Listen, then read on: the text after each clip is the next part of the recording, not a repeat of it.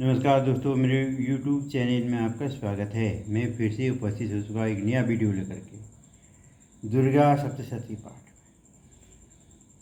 तो सुनिए। या श्री स्वयं सुकृतीनां भावने स्वलक्ष्मी पापात्मनां कृतधियां हृदये सुबुद्धि श्रद्धा सतां कुलजन प्रभवस्य लज्जा तां त्वां नता स्म परिपालय देवी विश्वम्। तुमेव माता च पिता तुमेव बन्धुश्च सखा तुमेव विद्या द्रविणं तुमेव सर्वं मम देव। ओम। तृतीयोऽध्यायः।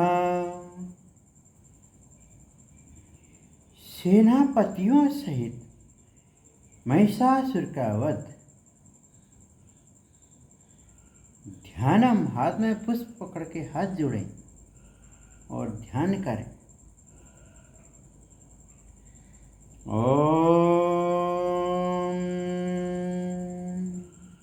उद्यत भानु सहस्रकान्तिमरुणं क्षमां शिरो मालिकां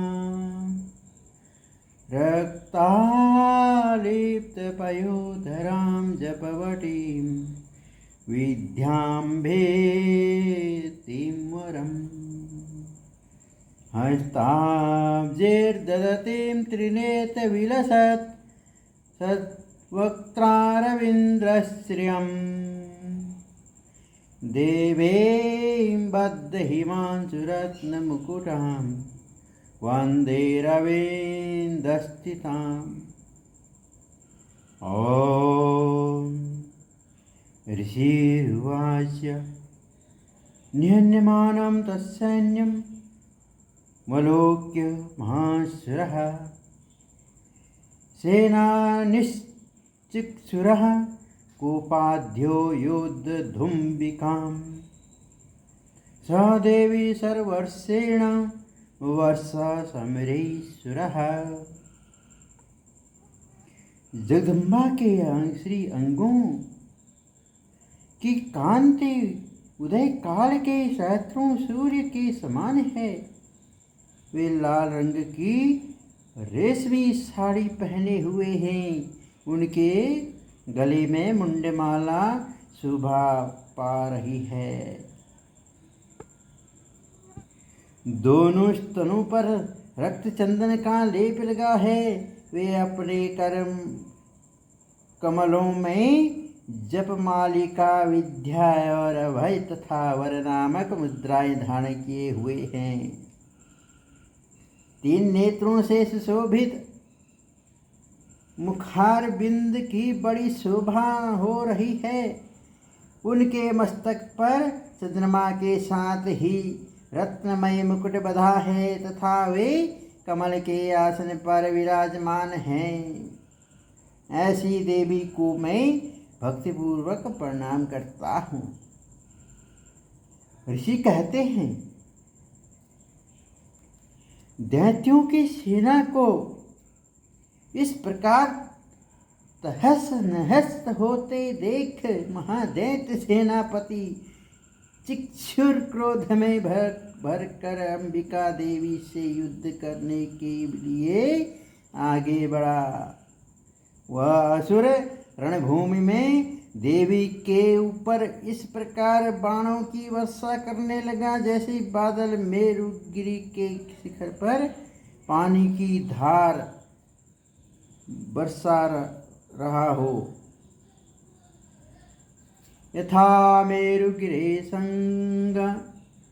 शृंग तोयवर्षेण तोयदः तस्य सित्वा ततो देवी लीलेव सरोत्करान् जघान तुर्गान बाणैर्यन्तारं चैव वाजिनां चिच्छेद च धनुषद्यो ध्वजं चातिसमुक्षितं विज्ञाद्य चैव गात्रेषु चिन्धनवान् महासुगेः चिन्धन्वा वीरथो हताशो हतसारथिः अभयधावत् तां देवी खड्गचर्मधरोऽसुरः सिंहमात्यं खड्गेण तीक्ष्णधारेण मूर्धनि आजिगानभुजे सभ्ये देवीमप्यतिवेगवान् तस्याः खड्गो भुजं प्राप्य पफालनप्रनन्दनः ततो जाग्रशूलं स कोपादारुणलोचनः चिक्षेप च ततस्तु भद्रकाल्यां महासुरः जाल्यमानं तेजोभिर्रविबिम्बमिवाम्बरात्। तब देवी ने अपने बाणों से उसके बाण समूह को अनायास ही काटकर उसके घड़ों और सारथी को भी मार डाला। साथ ही उसके धनुष तथा अत्यंत ऊंची ध्वजा को भी तत्काल काट गिराया। धनुष कट जाने पर उसके अंगों को अपने बाणों से बांध डाला। धनुष रथ घोड़े और सारथी के नष्ट हो जाने पर वह असुर ढाल और तलवार लेकर देवी की ओर दौड़ा। उसने तीखी धार वाली तलवार से सिंह के मस्तक पर चोट करके देवी की भी बाईं भुजा में बड़े वेग से प्रहार किया। राजन, देवी की बाह पर पहुँचते ही वह तलवार टूट गई। फिर तो क्रोध से लात आंखें करके उस राक्षस ने शूल हाथ में लिया और उसे उस महादैत्य ने भगवती भद्रकाली के ऊपर चलाया। वह शूल आकाश से गिरते हुए सूर्यमंडल की भांति अपने तेज से प्रज्वलित हो उठा।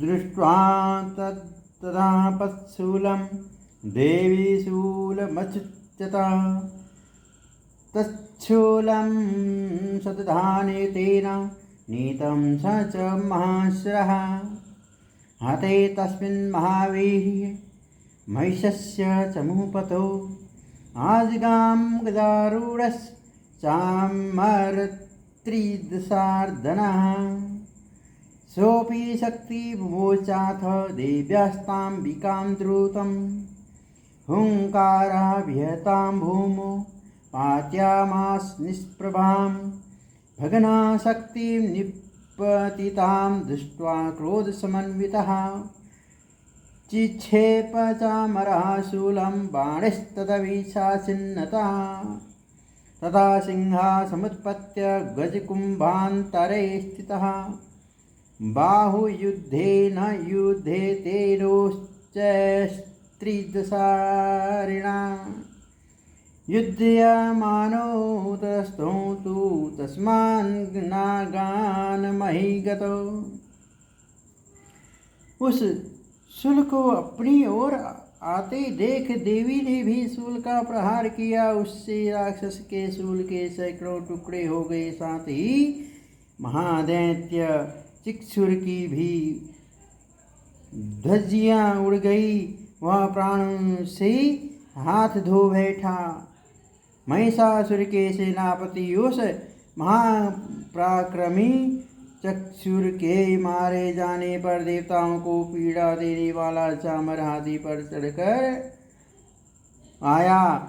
उसने भी देवी के ऊपर शक्ति का प्रहार किया, किंतु जगदम्बा ने उसे अपने हुंकार से ही आहत एवं निष्प्रभम करके तत्काल पृथ्वी पर गिरा दिया। शक्ति टूटकर गिरी हुई देख चामर को बड़ा क्रोध हुआ। अब उसने शूल चलाया, किंतु देवी ने उसे भी अपने बाणों द्वारा काट डाला। इतने में ही देवी का सिंह उछल कर हाथी के मस्तक पर चढ़ बैठा और उस दैत्य के साथ खूब जोर लगाकर बाहु युद्ध करने लगा। वे दोनों लड़ते लड़ते हाथी से पृथ्वी पर आ गए और अत्यंत क्रोध में भरकर एक दूसरे पर पड़े। बड़े भयंकर प्रहार करते हुए लड़ने लगे।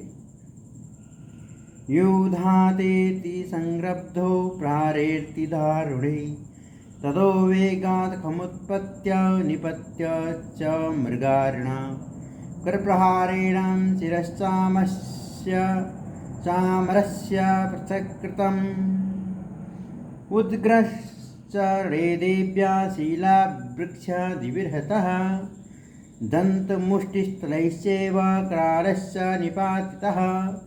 देवी क्रुधा गदापाते शृणुयामास चोदितं वासिकलं भिन्दिपालेन बाणैस्ताम्रं तदनन्दकम् उग्राशमुग्रवीर्यं च तथैव च महाहनुं त्रिनेत्रां च त्रिशूलेन जगानं परमेश्वरी वीणालास्य शिना कायात् पातयामास वै शिरः दुर्धरं दुर्मुखं चोभो शरीर्निन्ययमक्षयम्।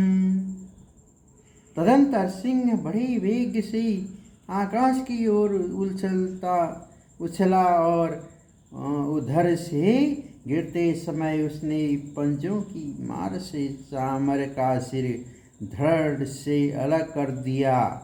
इसी प्रकार उदग्र भी शीला और वृक्ष आदि की मार खाकर रणभूमि में देवी के हाथ से मारा गया तथा कराल भी दांतों, मुक्कों और थप्पड़ों की चोट से धराशायी हो गया।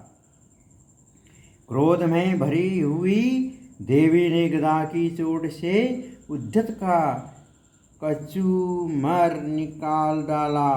भिंदीपाल से वासकल को तथा बाणों से ताम्र और अंधक को मौत के घाट उतार दिया। तीन नेत्रों वाली परमेश्वरी ने त्रिशूल से उग्रास्य उग्रवीर्य तथा महाहनु नामक दैत्यों को मार डाला।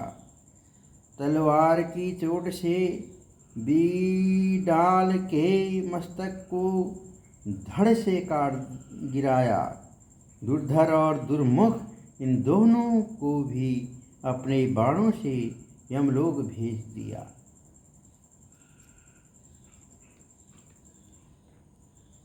एवं संशीयमाणे तु सौ सैन्ये महिषासुरः महिषेण स्वरूपेण त्रास्यामास्तान् ग्रान् काश्चित्तुण्डप्रहारेण खुरक्षेपेस्तथापरान् लाणगुल्ताडिताश्चान्याश्रृङ्गाभ्यां च विदारितान् वेगेन काचिदपापरान्नान्देन भ्रमेण च निःश्वासपवनेनान्यपातयामासं भूतले निपात्यां प्रमथानिकमभ्यधावतं सुसुरः सिंहं तु महादेव्यः कोपं चक्रे ततोऽम्बिका सोऽपि कोपान् महावीर्यः खुर्षुण्महीतरः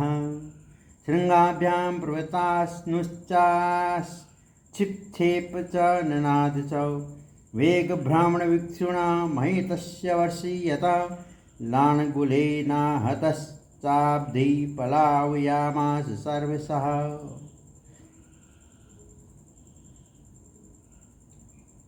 सर्वतः इस प्रकार अपनी सेना का संहार होता देख महिषासुर ने भैंस का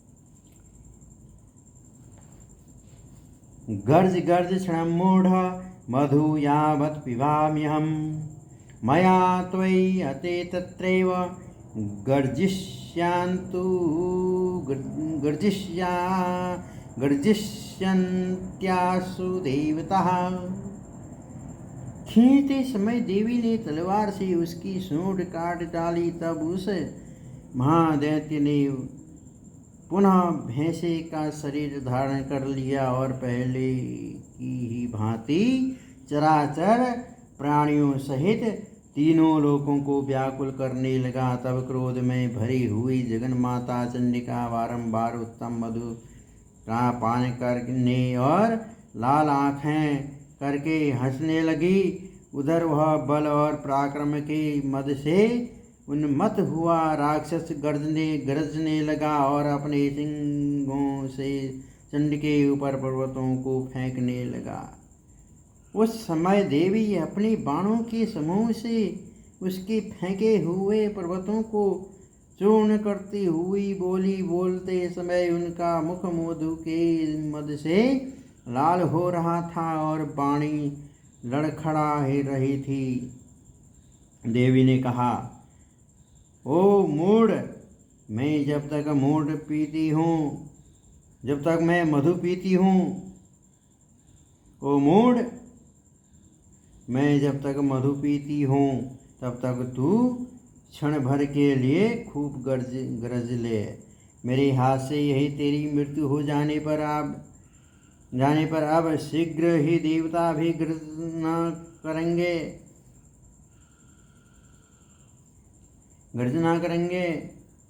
ऋषि कहते हैं, यूं कहकर देवी उछली और उस महादैत्य के ऊपर चढ़ गई।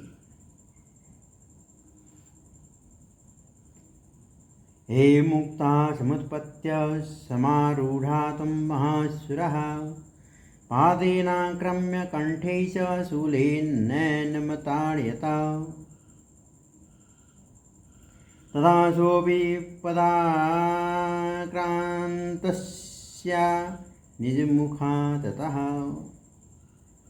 अर्धनिष्कान्त एवासीद देव्या वीरेण संवृतः अर्धनिष्कान्त एवासु युध्यमानो महासुरः तयामासीना देव्या श्रीषित्वा निपातितः ततो हाहाकृतं सर्वं दैत्यसैन्यं ननाश तथा प्रहर्षं च परं जगमो सकला देवतागणः।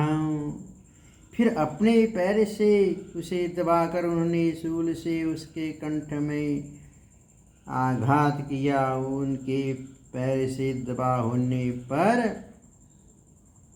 भी महिषासुर अपने मुख से दूसरे रूप में बाहर होने लगा। अभी आधे शरीर से ही वह बाहर निकलने पाया था कि देवी ने अपने प्रभाव से उसे रोक दिया। आधा निकला होने पर भी वह महादैत्य देवी से युद्ध करने लगा। तब देवी ने बहुत बड़ी तलवार से उसका मस्तक काट गिराया। फिर तो हाहाकार करती हुई दैत्यों की सारी सेना भाग गई तथा संपूर्ण देवता अत्यंत प्रसन्न हो गए। तुस्तुस्तास्रा देवीं सह दिव्यैर्महर्षिभिः जगुर्गन्धर्वपतयो न नृतुश्चाप्सरो गणः।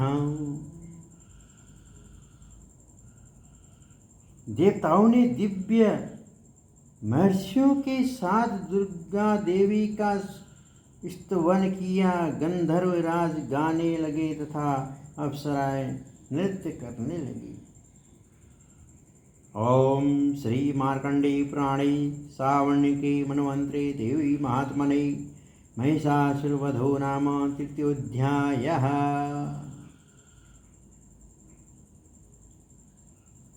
जय ब्रह्मदेव, जय ब्रह्मदेव, जय ब्रह्मदेव। मैं अपनी वाणी को यहाँ पर विराम देना चाह रहा हूँ। फिर उसके बाद अगली वीडियो में फिर से उपस्थित होऊंगा। तब तक के लिए